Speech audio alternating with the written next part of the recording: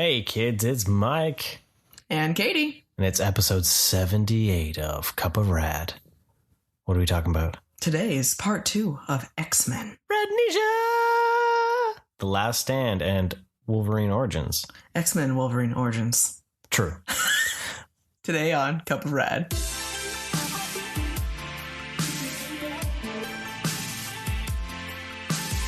So here we are, part 2 of our X-Men RADnesia! Like series. Yeah, it's a whole series. It's X-May. It's, nice. Nice. Yeah. Not X-Miss, X-May. Yeah, there you go. So, happy Mother's Day to all the mothers. We're after Mother's Day, but all the mothers that listen to us. Belated Happy Mother's Day? Yeah, hopefully you enjoyed it. Hopefully you had a good one. Did you have a good one? I did. I was super spoiled, actually, all weekend. I had a Mother's Day weekend because my family's awesome. I got to choose all sorts of fun food for the entire weekend, which was great. I got French fries, which I was super excited because I haven't had French fries since all the COVID stuff, and I was very excited to have French fries. And I got a wonderful homemade gift from my son. Mike did a great job of helping him figure that one out. And then I got a new Wonder Woman pop from the new Wonder Woman 84. Uh-huh. So I got full gold armor, like she's flying, she's like floating, right? Which is really cool because it's a dynamic pose for it.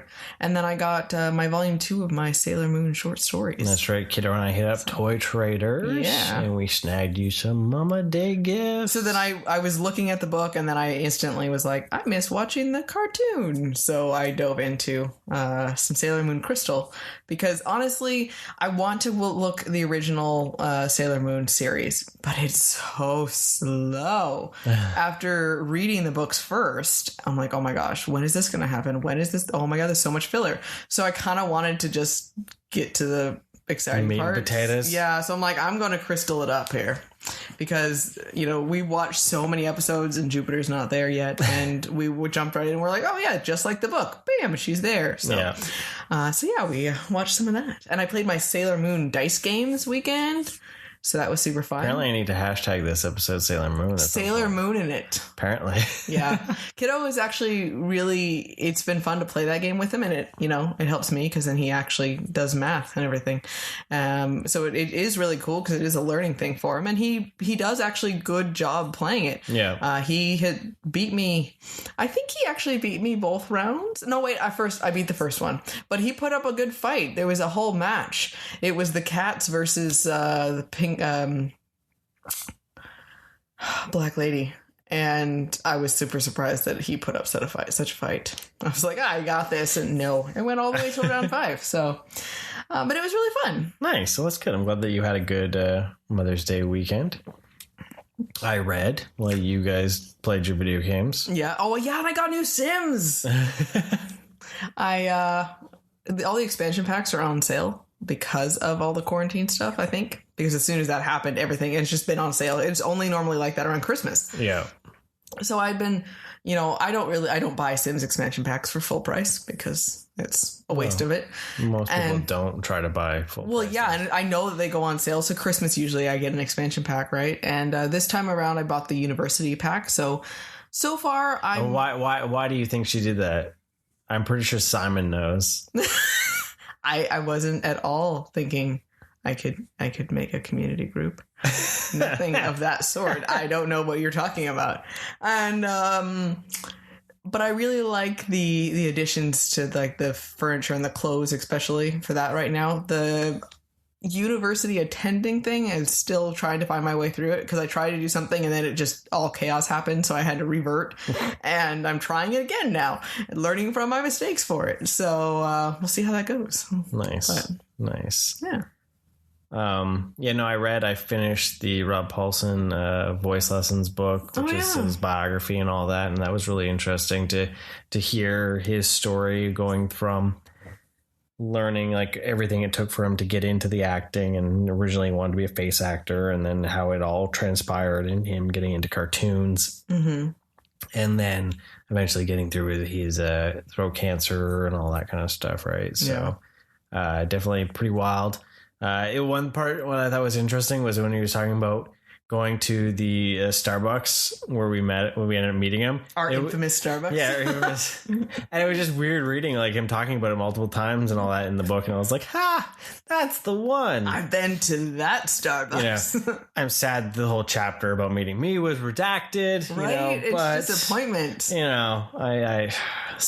I think seriously that is one of the happiest I've ever seen Mike in all the years I've known him. Well, it was just one of those moments where it was just unbelievable. It's a cherished picture. Like, literally unbelievable. Because that was literally the one year where I was like, that's on my bucket list. We need to get to a con. I need to meet Rob Paulson. Well, and then we walk into a Starbucks. I think how many times have we been in SoCal? We've never seen a famous person or celebrity of any sort.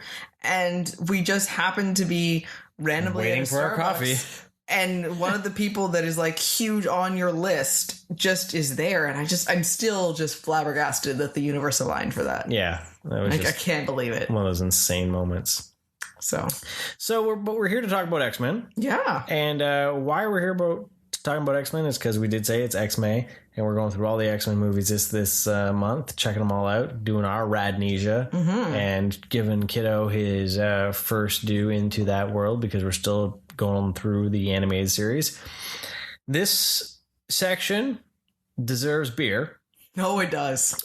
So in our cup again is some more Old Yale, that clean, crisp Moondance. Our go-to beautiful Moondance Mango Wheat beer. Yep, because you can't really talk about these movies sober. We didn't watch them sober. No. Because, we're coming into some X-Men territory that is... We're hitting dangerous waters. Yeah, so it might turn into Cup of Rage. We're sorry for that. We try to keep things positive and pop culture vibes, but... We'll laugh as we degrade, Degrade. I'm trying to think of the right word, and it's not happening. Humiliate and shame.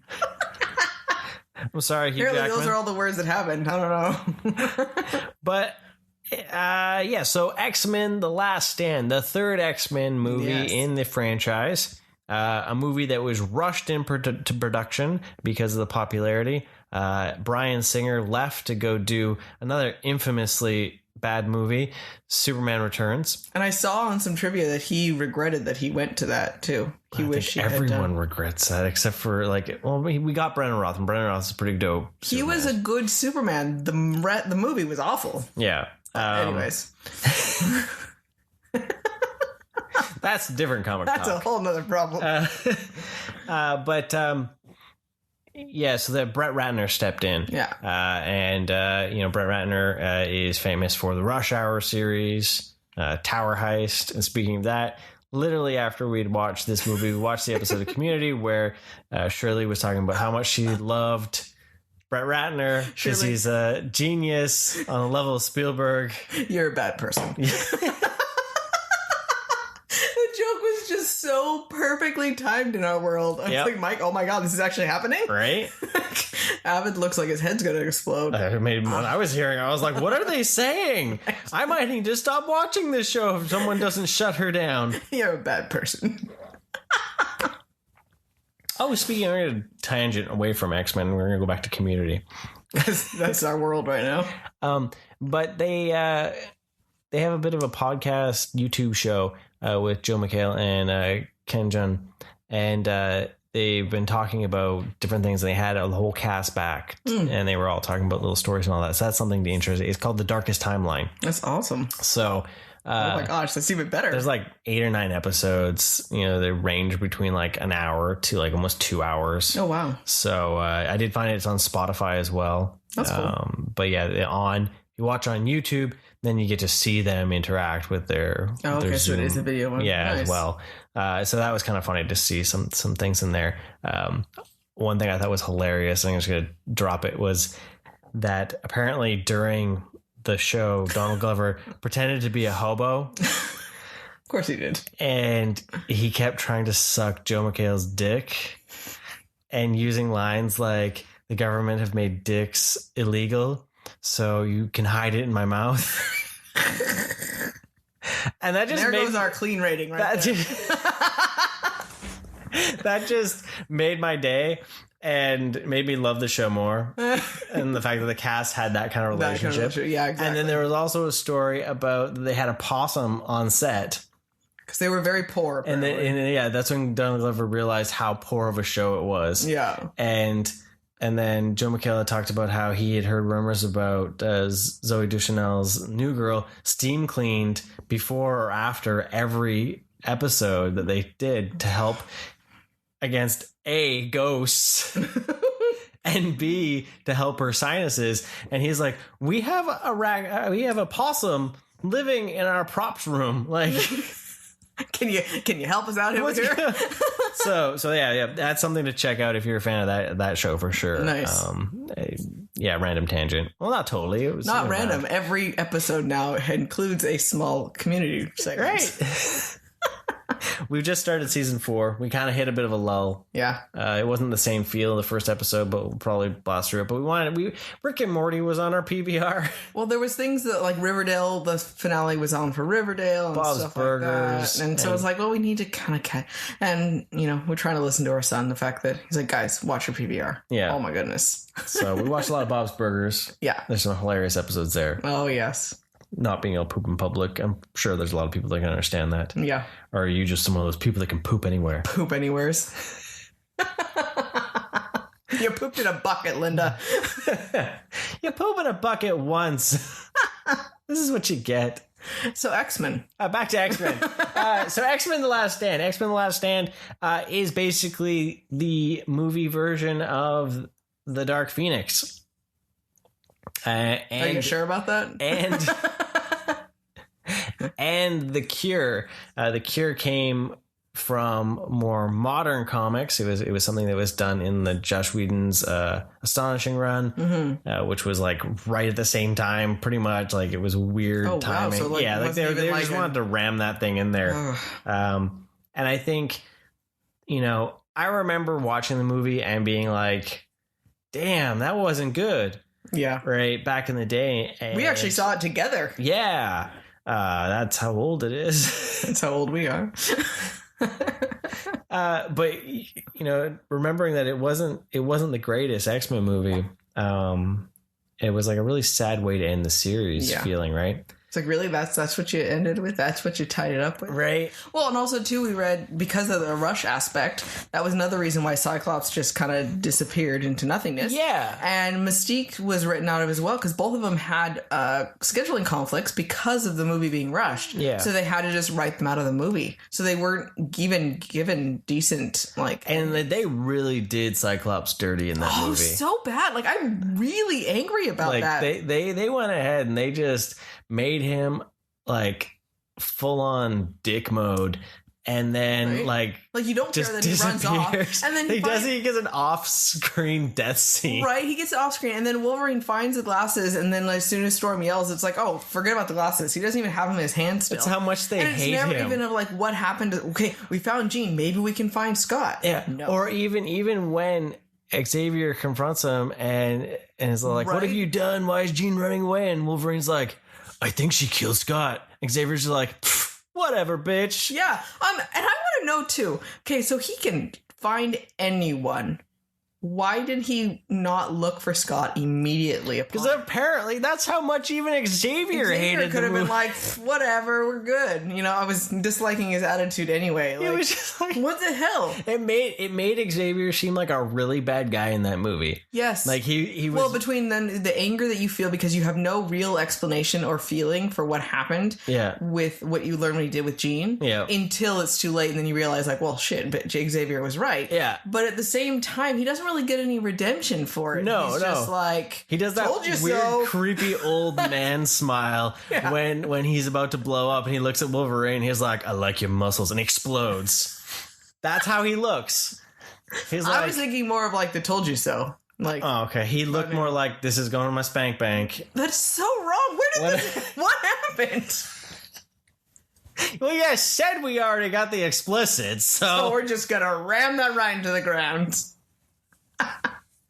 But yeah, he does. No, it's creepy. It's a creepy smile. He's like shaking and like convulsing his jeans, like atomizing him, and he's just like, I'm creepy. Patrick Stewart. Look at me. Yeah, like it almost broke the fourth wall. Yes, he was like looking into, as Kiddo would describe it, he was looking into your soul. Well, and the final like end credit scene, like it's such a jump too. Like you try to think, okay, well maybe he was happy because like, mwahaha, I found another body to go into, but like, no, it's weird. Yeah, like well, even if he was mwahaha, I found another body. We'll get to that in a few movies to talk about. Didn't make sense. That whole problem. But like, yeah, they just, it just, I don't know. It doesn't make sense. It feels very rushed, right? Yeah. There's lots of generic lines, lots of like just, okay. So there's a cup of rage right now. If it hasn't already been. But the positives I can take from the movie is the fact that Kelsey Grammer is fantastic as Beast, and I'm really sad that he did not get another chance to play Beast. Yeah, because I think he could have been a fantastic Beast in the series because he had so the tone and the and when he does get in that final battle, he still does, and he recites like the random quotes from scholarish stuff, right? And it felt like it, right? It felt like Beast. And then we got that danger room scene. Yeah, that one was cool. That was really cool at the beginning. We got to see the fastball special twice. For some reason, Colossus was just a giant shiny dick. He had no definition to him. It was like they ran out of money when they got to do his effects, and they were like, no one will care that he's not texturized. Yeah, it's just okay. like, a silver bullet, whatever. Yeah, whatever. But then we just kind of like, everyone just get like, forced in there. Like even Rogue kind of feels like she gets written out for Kitty Pryde. Yeah.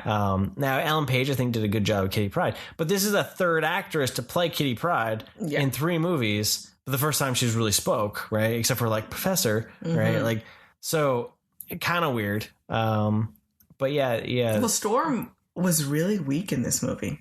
Yeah, she's getting tooled. She's supposed to be stepping up as a leader. And it just didn't feel like she deserved that at all. But like, when is it like acknowledged that she's the leader though? There was never a moment where they were like, well, no, he wasn't. But Xavier said, I would like you to take over basically because Scott's gone crazy. So, yeah, I'm going to give you to him. Well, now I've died. So apparently you've got to step up. But she was just like, everything's going to fold. And then it was because she said, no, we're going to keep the school open. And that was her taking ownership. Right. Oh, okay. But she was super weak. And it was super sad. And you notice she lost her African accent as the movie went on. Yeah, totally. Right. She just sounded more like just Halle Berry. Yeah, which is fine, but it was just that like just pick one. No, it was like no one will notice. Yeah. You're fine. Yeah, that's one thing I was sad about for sure. And then of course we are touched about Scott being just such a throwaway. Well, yeah, it was literally like they could have done anything. They heck, that should have been their time to be like, yeah, his dad showed up. He went into space, whatever. That would have been a better way to do it. Yeah. If you're really going to mess with the character, right? Like just do something fun at least. Don't just like vaporize him and then just be like, eh. Well, and I know you had said too about the concept, like it was Dark Phoenix and it was also the Cure. It couldn't really decide what it wanted to be, right? It couldn't decide on the plot line and the story arc that it wanted to say and what character development they wanted and all that sort of stuff. There was, again, the issue when you add too many characters in one go and they haven't developed enough of those other characters from prior ones, and then you just want to throw in new random ones, like so many of the Brotherhood ones. You had said that the main one that was fighting Storm, you didn't even know who she was until I told you. I didn't even realize that was supposed to be Callisto. Yeah. The Morlock Queen.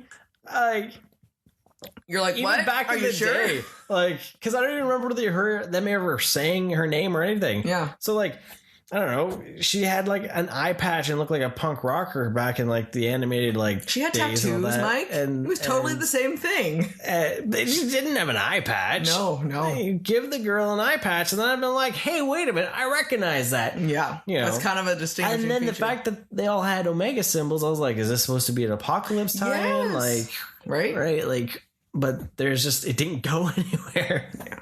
So one, it was more of just like editing error, I guess, in my mind, is when they get to San Francisco and they get to Alcatraz Island and they drop this, huge CG bridge going on. Charles always said I needed to build bridges. Oh my God, kill me now. And then it goes from, it's freaking daylight, it's sunny, and then instantly it's like it's time to battle. It is dark. Like the sun dropped so fast. What? Justin Bunch.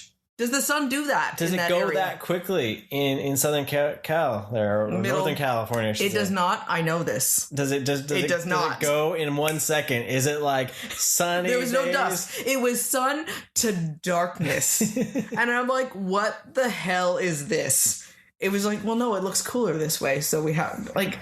All fight scenes should be in the dark. Apparently. And you need, because it wouldn't have been as cool to raise the bridge around when it was dark, in the dark. So that irritated me so bad.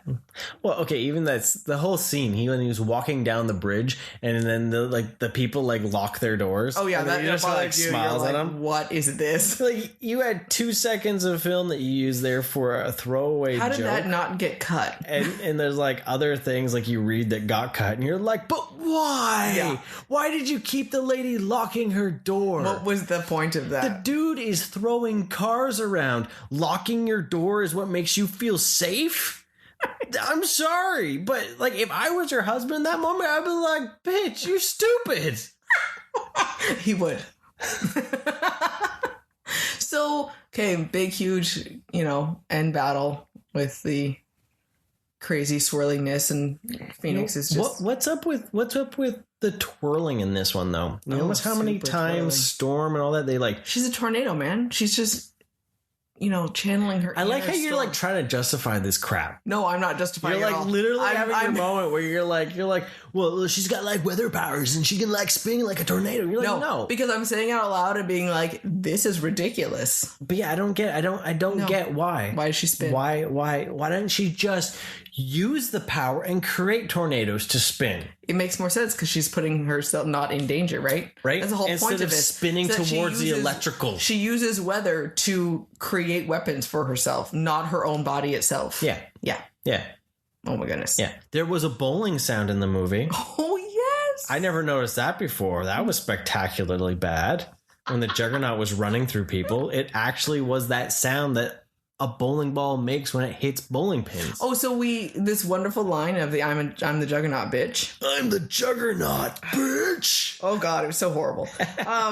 So I looked up the trivia and it says that that it was based on a web series satire type thing that was playing, that they wanted to have an homage to that.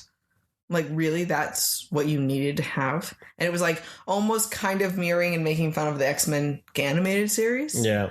And it just seemed like it was just such a line. Yeah. There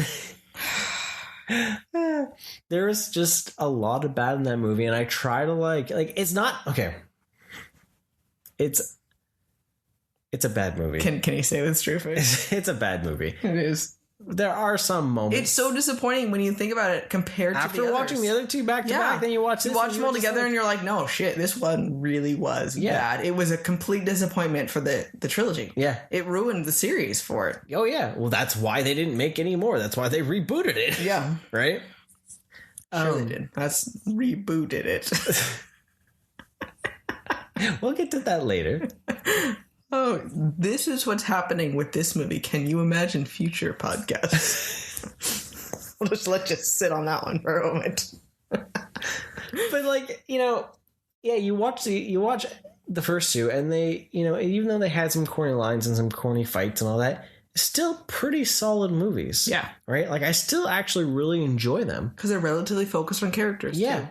And then this one just throws everything that they think you like from the first one and threw it in the blender. And it's like when your 2-year-old makes you breakfast for Mother's Day and you find eggshells and dog food in it. And you're like, how?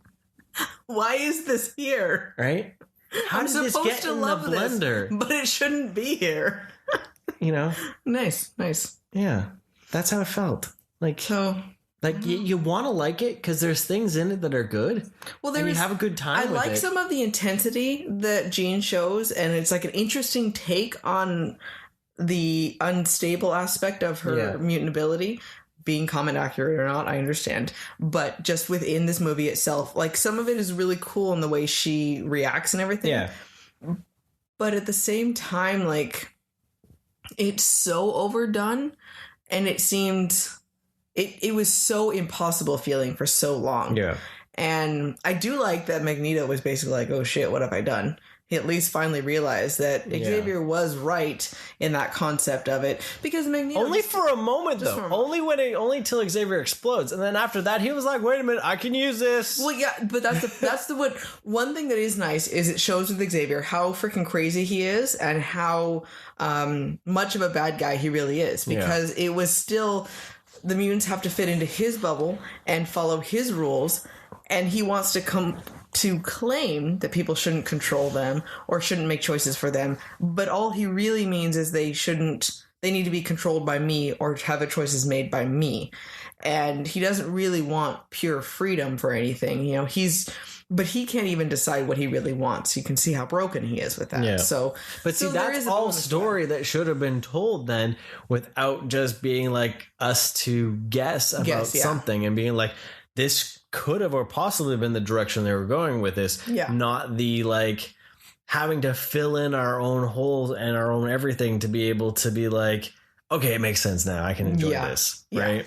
Like, They left too so much rationalization for us, right? So right, and like nobody's friends anymore, too. Yeah, like even when it comes to like Rogue and Wolverine and all them, like everyone is broken. Yeah, there's like, no cohesion between. There's no family anymore, right? Like literally that mission in X2 broke them all. Yeah, and there was no trauma-informed practice to be able to help anyone understand what was going on. And Xavier was just like, we're running to school, we're doing what we want. Yeah, and everyone's broken. It doesn't show him actually helping people afterwards or trying to make them better. I mean, and he just died so quickly too. Yeah. And then, I mean, I liked that. It was a cool concept with Wolverine saying, I'm the only one that can do this. And, it's hard to see him, what he put himself through in order to do it. So you feel the emotion that was there. Except for his pants stayed on. I love that. Yeah. Her power rips everything off, but his pants. I'm sorry. I would not believe that for a second. And it's interesting too. This is another time where story fits the need of it.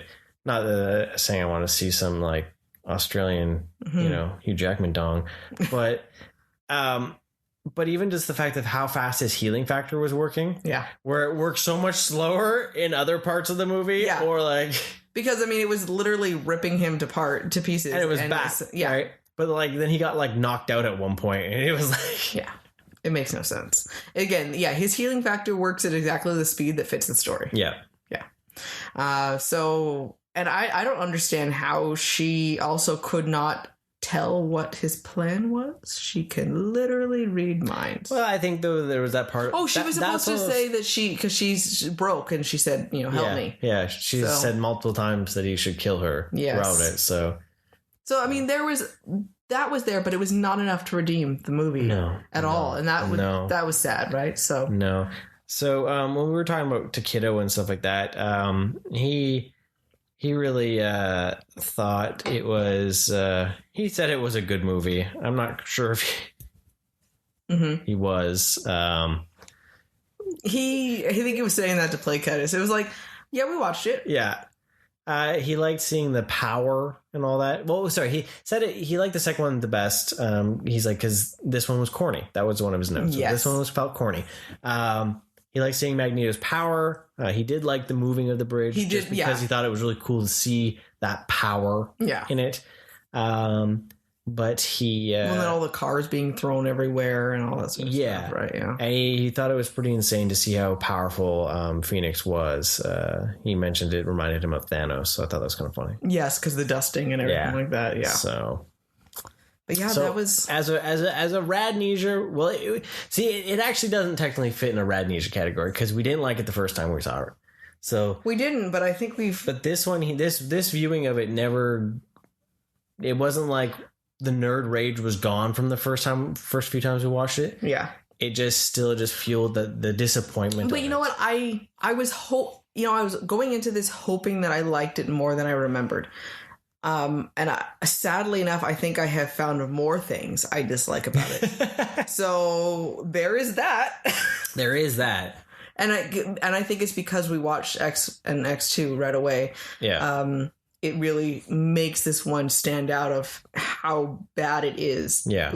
In the context of those three movies. Quality wise, continuity wise. Continuity, and it's just there's so many times where I'm like, what? Again, a throwback though. Something that's interesting is the fact that Mystique's, just proud as all can be in her mutant form when she's a mutant, butt naked to the world, whatever, look at me, tits out, everything. Moment she gets cured, all of a sudden she is very very insecure and covered up. And I was like, that is the problem of doing that in the movie with her being naked and then having her revert, because then you have to cover up, and it just seemed weird. I guess at the same time now she thinks she's ugly because she's a human form. Yeah, I know, it just seemed weird. No, I still don't agree with the fact of her being naked. I think it's a weird storyline. I mean, how cool would it have been to have her? Because they didn't want to have to explain how she would create the clothes, I think. Oh, because of the changing and everything? Yeah. That was the thing they're worried about? All of this other things happened and they're worried about morphing clothes? Sure. They're trying to explain the situation. Yeah. So Last Stand. Just watch X-Men and X2. There you go. And just let it be. You don't really need it. Hugh Jackman still is a standout. Oh yeah, he still does a great job for the character. And was not. He got the shaft. I mean, in such awful movies. Fair enough. That's my feeling. I'm nothing wrong with Hugh Jackman by any means. I mean, I think they all could have. They did decent things for what they were given for their story, right? So.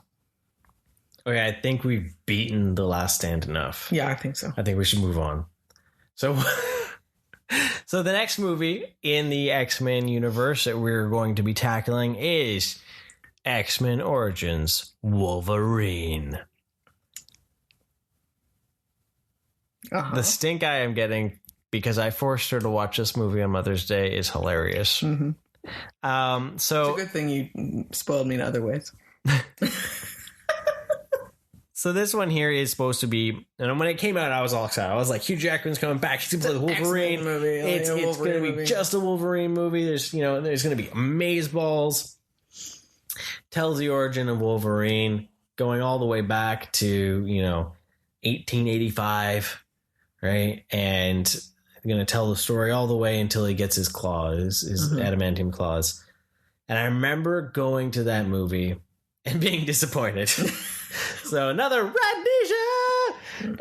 Well, we told Kiddo the fact that he's like, you don't own this movie. Yeah, we don't own this movie. This movie came out in a time when we bought everything we remotely liked. Cool. Yeah. And then if we didn't buy it right away, we bought it on Boxing Day. Yeah. And Black Friday Black Friday. Yeah, sorry, I forgot. Black Friday, Boxing Day. Whatever holiday, whatever country we were in. Wherever it was cheaper.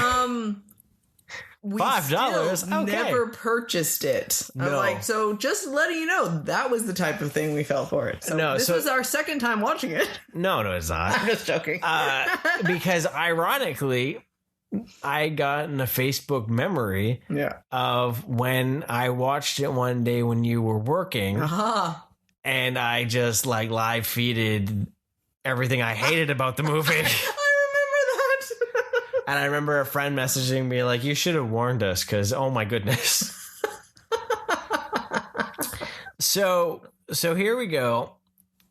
X-Men Origins Wolverine. You notice that they really like long titles with this series? Oh my God, so many long titles. I prefer Wolverine Origins. I actually had forgotten that the X-Men was tagged onto it. I thought it was just Wolverine Origins. I like that title better. Because it makes more sense. Why is this... anything? Because what they decided, I think it was originally supposed to be Wolverine Origins, but then they decided that they were going to do X-Men Origins as a kind of like Fast and the Furious now presents, right? That's what it was supposed to be. It was going to be an X-Men Origins, and they could go and they could just do one-offs. Yeah, I was going to say, what happened to the other X-Men? This movie did so bad they just that nope, they stopped. Yeah. Okay. Now, and then one of the reasons why one of the reasons that's cited for why they didn't go was because this movie in its not 100% completed form, there were still effects that needed to be redone,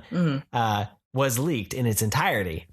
And it was even then reviewed by critics on that leaked.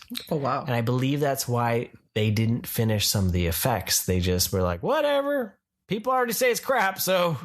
So is that why the claws look so horrible? Yeah. Because that hurt my mind. Yeah. My brain about exploded watching that in that stupid scene in the bathroom. Yeah. The claws were like worse than TV cartoon worthy. Well, they looked like they were from like Who Framed Roger Rabbit. Yes. Right? Looked like the singing sword. Yeah. Right? I was full on waiting. Right? I was waiting for them to like flap in the wind. Whoa. Yeah. Oh, that would have made it better. Wolverine? I think Wolverine's... You just have claws. Wolverine's claws should sing to him. That should be something because it'd be hilarious because it would show him being like some psychosis, right? Yes. Like he talks to his claws and they like twirl around and let's stab people now. It's happening.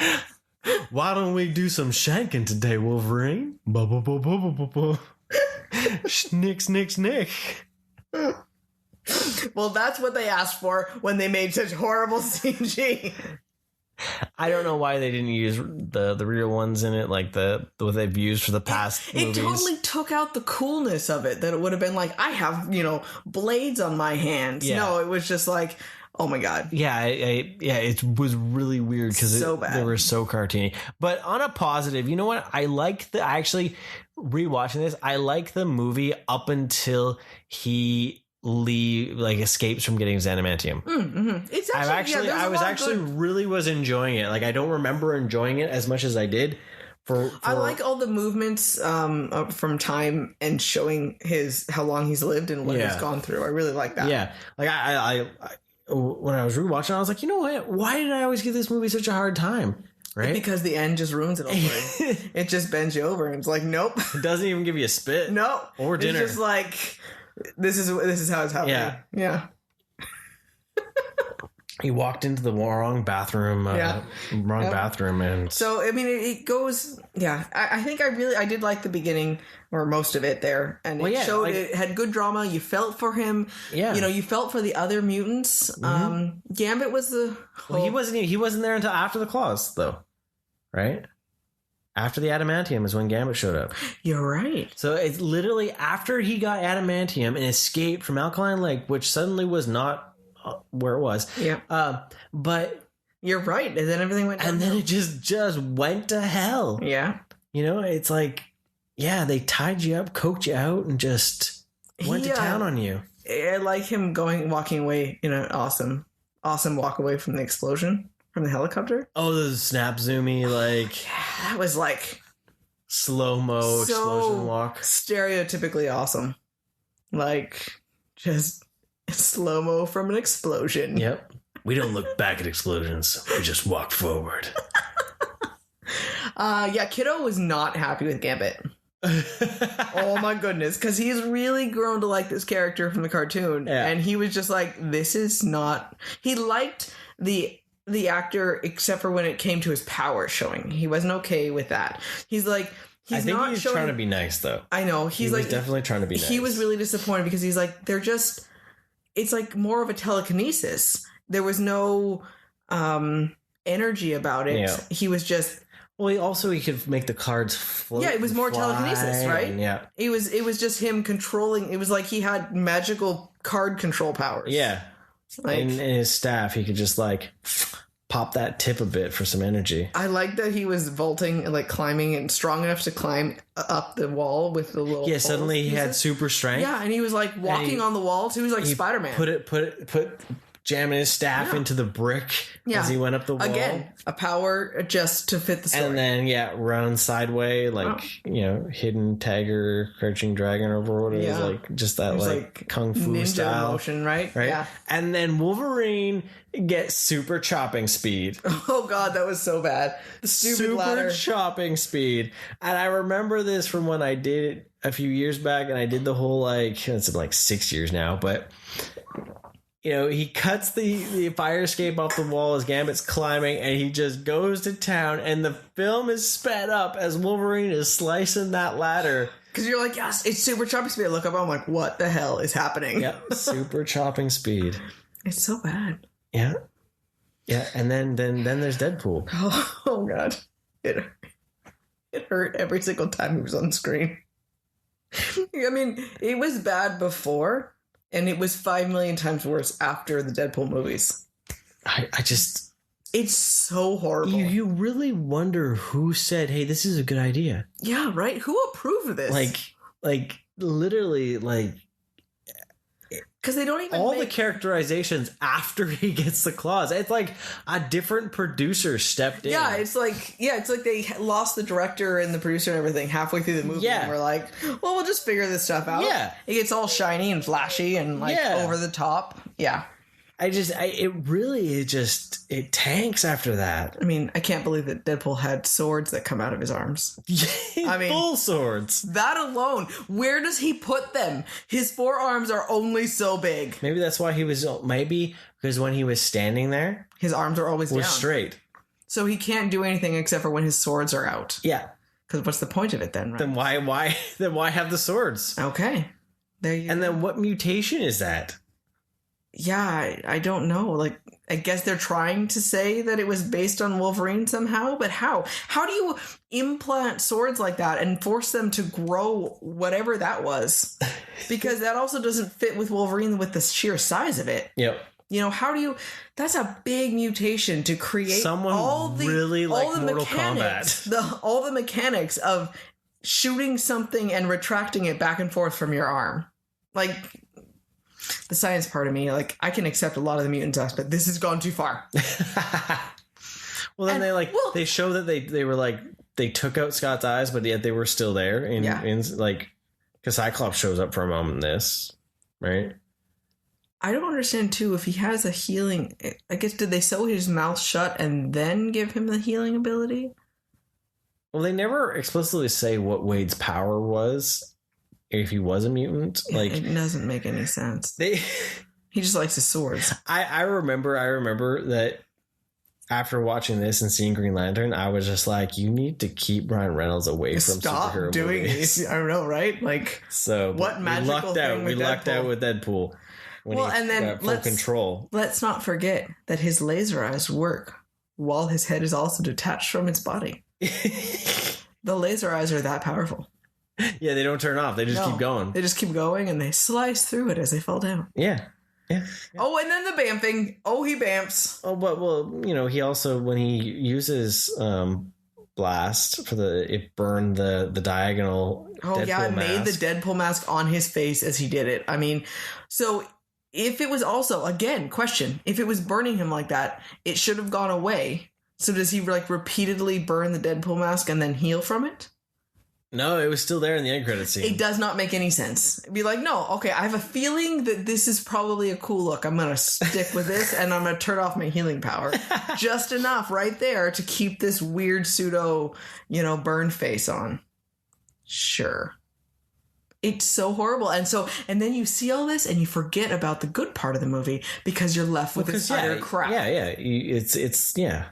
It's like when you find a pube in your pizza and you're like, okay, I can get past that one pube. And then you find out there's like a family of rat pubes in it. And you're like, I can't deal with this anymore. I have no words for what just happened. Well, you told me it was explicit, so I'm going off the rails tonight. This is how this movie made me feel. All the things he couldn't say because there was a child present. It's so sad and debilitating when it starts off with all the war, like that opening scene where he's sick and no one can figure out why he's sick, and then he's like tied to Sabretooth because it's hinted that the fact that Sabretooth's dad is actually Wolverine's dad, and he kills him with his bone claws, and he's like, and they run off, and then they do that montage of all the wars. Well, you feel and for their connection. Yeah. Well, even at the very end, you feel for their connection that they have, that they're on opposite sides, and there's all of that, but they still can't give up on each other, and you feel for that, and then it just gets torn down. And then and then like the bar scene, you get to see how like sadistic Sabretooth really was. He's really Shriver did horrible. A really pretty good job in dealing with that and like showing like the twisted nature of him. He wasn't just a brute. Yeah, I like that he was smart. Yeah, opposed to X-Men, where he was just a dumb. He just became a protein junkie. Like I really like Shriver is very intelligent. He shows that he is conniving and horrible. Yeah, and he's definitely a better seeming villain to Wolverine than in X-Men would have been, right? So I did really because something happens to both of them and they forgot about each other in X-Men because they didn't remember who each other were. Happens. But yeah, and then you just get to that, and then it falls apart, and it makes you sad, and you want to cry and drink in the shower. I like the storyline when you find out how much, like, oh my god, how horrible Stryker is, but how he's pulling the strings and he's making all of this. Pull the strings. I was waiting for that. But I really do like how that comes together. The storyline with you find out that, you know, he did all this horrible stuff to Wolverine to make him run to him and approve and, you know, okay for the adamantium. And I thought that was really interesting. So it had such potential. And then they flicked a switch and said, fuck it. We're going to do whatever we want. Yeah. It was like, it is really weird how that movie takes. Yeah, because it's like it's just a separate line there, right? It's very, very, very, you know. It's you know what's even worse is it's got to that point where you're like, you know that everything's going to be okay for his future. I mean, to a point for him, but you feel bad that he gets shot and he loses his memory. But at the same time, you're like, it could be worse. Like, there's some really horrible stuff that, you know, maybe a clean state isn't a bad idea, right? Yeah. And, but I don't know, I just don't understand how that shooting him with the adamantium bullet is erasing his brain. Well, because you know what's funny is that he shoots him randomly. He doesn't shoot him with care, and yet the whole point of it is trying to reset his memory. Yeah. So, you know, it's like you have it's not everywhere in the brain that the memory is there, right? For him to have a complete and total brain, you know, amnesia type thing, you know, the concept of it is that his brain would grow back, but the memories would not. Okay, I can understand that, but it's not just anywhere in the brain that would happen. Like, why does he not have any other brain damage? Right. But I just don't understand how, like, the fact that this adamantium bullet is the only thing that can pierce it. And it's like, then why? Yeah. Why? Like, what is the point of that?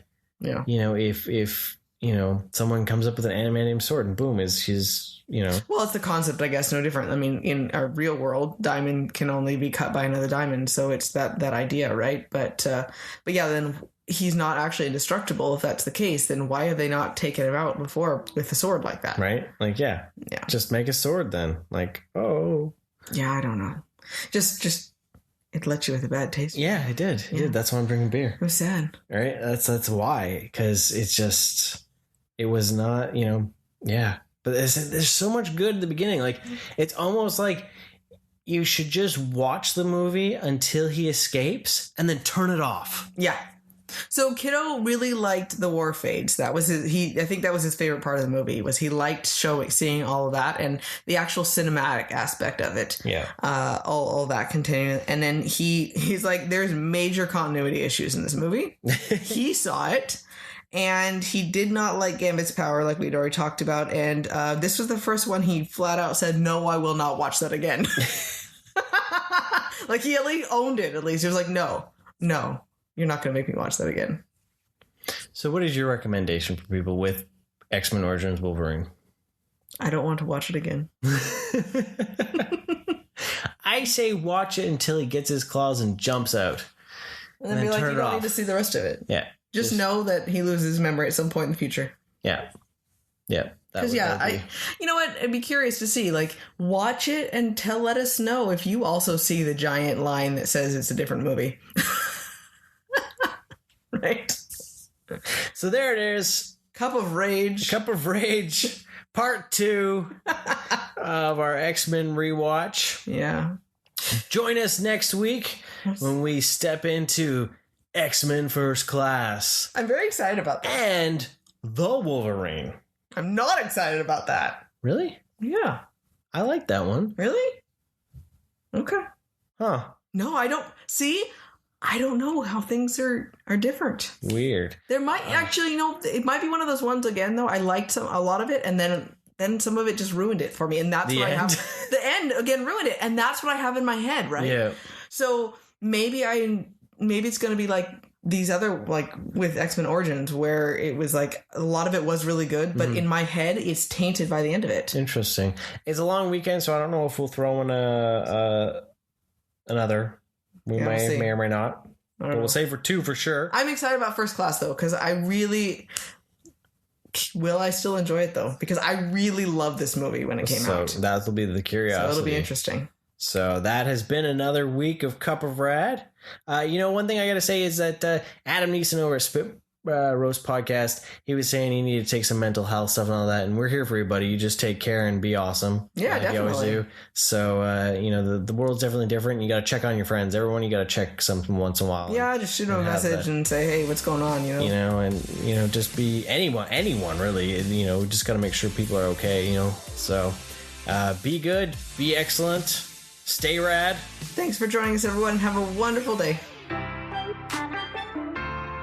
Thank you for listening. Want more rad content? Follow us on Facebook, Instagram, and Twitter.